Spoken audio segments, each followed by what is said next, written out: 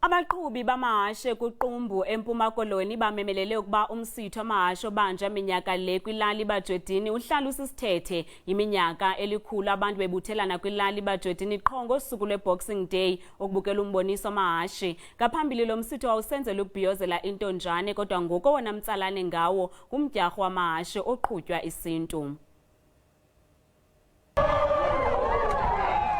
Ukuculelwa kwehashi phambi komdyarho kukholelwa ukuba kulipha amandla.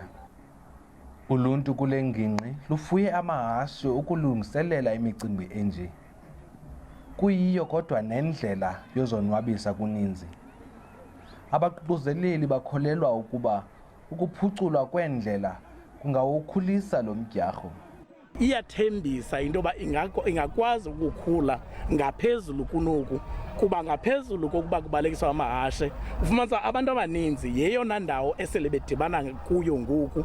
Abaphangela koRhawutini, abaphangela eKapa, abaphangela eThekwini bayabuya bayazi uba ngomhla weKrismesi bahlala emakhaya, baze ngomhla wama-26 bazodibana apha. Yindawo esingathi yindawo ye-reunion apho abantu baphinde bahlangane khona, and ayiseyo event eyabantu basemhlonhlo kuphela ngoku, seyikwizinga lephondo. Kubathathi nxaxheba ayingomdyarho nje, kodwa kuyindlela yoziphilisa. Kodwa ke ngoku ngasizafumana izisponsors zibe liqelanyana, sizokwazi uba sifumane imali enintsana sikwazi uba siwahoye amahashe.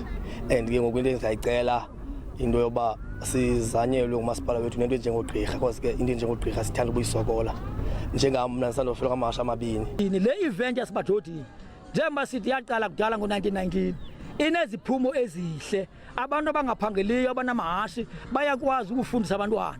NgoJanuwari ibenzele imali zosabantwana ezikolweni owabhatala abantwana.